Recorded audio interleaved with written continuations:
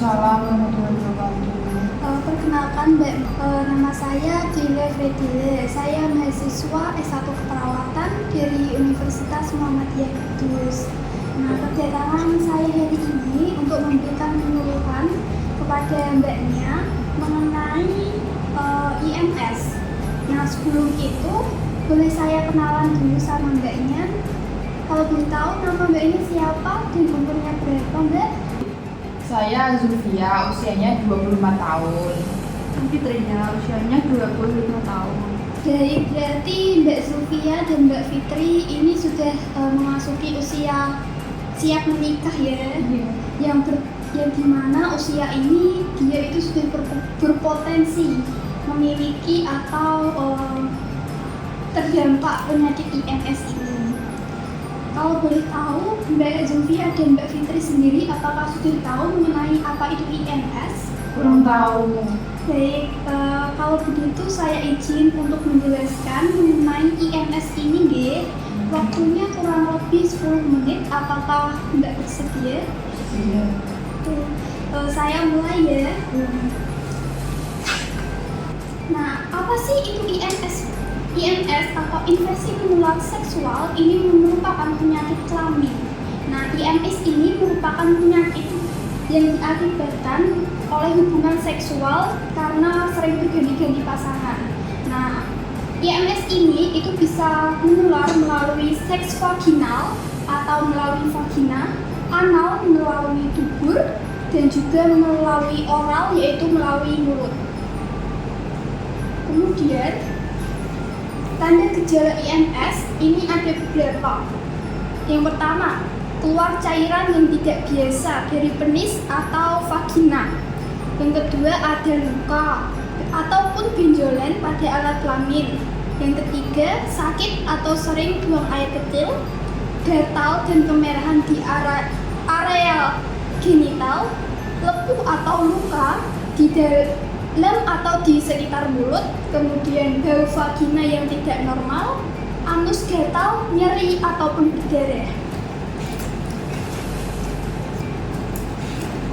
Kemudian ada juga cara untuk pencegahan IMS ini sendiri. Yang pertama itu dengan abstinence, yaitu menghindari hubungan seksual dengan pasangan yang terkena IMS. Jadi lebih baik be faithful, setia pada pasangan. Kemudian pakai kondom. Kemudian ada pun beberapa jenis dari IMS ini sendiri. Salah satunya adalah HIV/AIDS. Mbaknya sudah tahu apa itu HIV/AIDS? Belum tahu. Jadi, AIDS itu merupakan sekumpulan gejala dan infeksi yang timbul karena rusaknya sistem kekebalan tubuh akibat dari infeksi virus yang menyebabkan kekurangan imun, yaitu dari virus HIV. Nah, bagaimana sih cara penularan HIV/AIDS ini? Yang pertama itu karena hubungan seksual dengan sering berganti-ganti pasangan.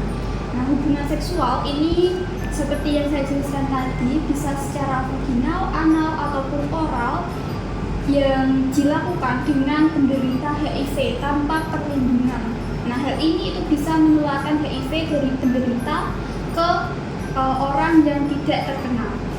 Kemudian yang kedua, dengan penggunaan narkoba suntik. Nah, jarum suntik yang digunakan di fasilitas kesehatan maupun yang digunakan oleh para pengguna narkoba ini sangat berpotensi untuk menularkan HIV.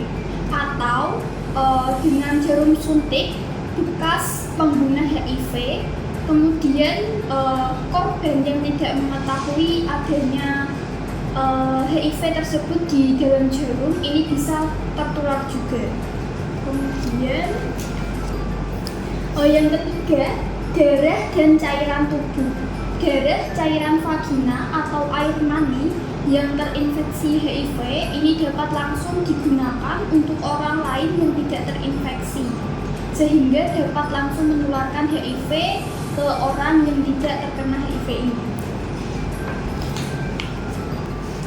untuk pencegahan dari HIV/AIDS ini sendiri, yang pertama kita dapat mendekatkan diri kepada Allah Subhanahu wa Ta'ala dengan sholat tepat waktu, mengaji, dan lain-lain. Kemudian yang kedua, dengan menghindari perilaku seks bebas dan penyimpangan seksual. Pilih teman itu yang baik, jangan yang suka melakukan perilaku menyimpang. Kemudian yang ketiga, dengan tidak mengonsumsi narkoba. Yang keempat, dengan penggunaan jarum suntik yang steril.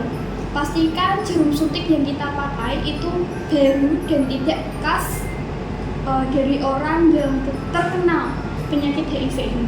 Kemudian yang kelima, dengan melakukan pemantauan kepada kaum lelaki di lingkungan kerja serta perlindungan terhadap perempuan dan remaja putri. Baik Mbak Fitri dan Mbak Zulfia, sebelum saya lanjutkan ke materi yang kedua, apakah ada yang ingin ditanyakan mengenai materi yang pertama, yaitu HIV/AIDS? Ada. Tadi kan disampaikan bahwa penularan HIV salah satunya adalah dengan cairan penderita. Nah, apabila ada penderita HIV yang menggunakan WC umum untuk buang air kecil, kemudian selanjutnya kita menggunakan WC tersebut, apakah kita dapat tertular? Untuk itu tidak bisa tertular ya Mbak, karena air kencing itu tidak langsung masuk ke tubuh kita, jadi tidak bisa langsung menularkan HIV/AIDS tersebut. Seperti yang sudah saya jelaskan tadi, untuk penularannya itu bisa melalui hubungan seksual antara laki-laki dan perempuan yang salah satunya itu terkena atau mengidap HIV/AIDS ini. Yang kedua, dengan jarum suntik yang telah dipakai atau bekas pakai penderita HIV/AIDS. Dan yang ketiga, dengan cairan tubuh yang kontak langsung dengan tubuh. Misalnya ada luka di tangan dan itu terkena. Gitu ya Mbak, apakah bisa dipahami? Bisa. Baik, ada yang ingin ditanyakan lagi? Kalau gitu saya lanjutkan ke materi yang kedua ya. Untuk materi yang kedua ini merupakan gonore atau kencing nanah. Bisa dilihat di gambar ini merupakan gonore atau kencing nanah. Nah, penyakit gonore atau kencing nanah ini itu disebabkan oleh kuman gonococus, yang dimana masa tunasnya itu sekitar 1-5 hari. Adapun tanda dan gejala dari penyakit gonore ini sendiri, yang pertama mulai rasa gatal pada penis, kemudian keluar nanah, dan akhirnya penis ini menjadi luka seperti yang ada di gambar itu. Kemudian pada wanita sering tanpa gejala, jadi pada wanita ini tidak ada gejalanya. Jika sudah gawat, pada wanita ini akan terjadi radang kelenjar di labia mayora. Apabila tertular kepada bayi, penyakit ini itu bisa menyebabkan kebutaan. Jadi penyakit gonore atau kencing nanah ini itu sangat berbahaya sekali, apalagi untuk ibu hamil, karena bisa menyebabkan calon anaknya itu menjadi buta.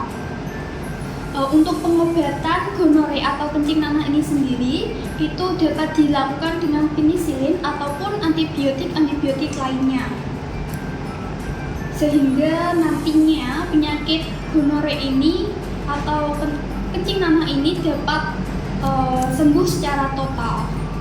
Nah, untuk penyakit ini apakah ada yang ingin ditanyakan? Tidak. Kalau tidak ada yang ingin ditanyakan, berarti Mbak Zulfia dan Mbak Fitri sudah paham ya mengenai materi ini. Baik, kalau begitu giliran saya yang bertanya, apa sih itu penyebab dari penyakit gonore atau kencing nanah ini dan bagaimana pengobatannya? Mbak Fitri bisa menjawab? Penyakit ini disebabkan oleh kuman gonococus. Pengobatannya menggunakan penisilin dan antibiotik lainnya, dan itu penyakitnya bisa sembuh total. Berarti sudah paham ya? Ya, sudah. Kalau begitu saya cukupkan untuk penyuluhan mengenai IMS pada pagi hari ini.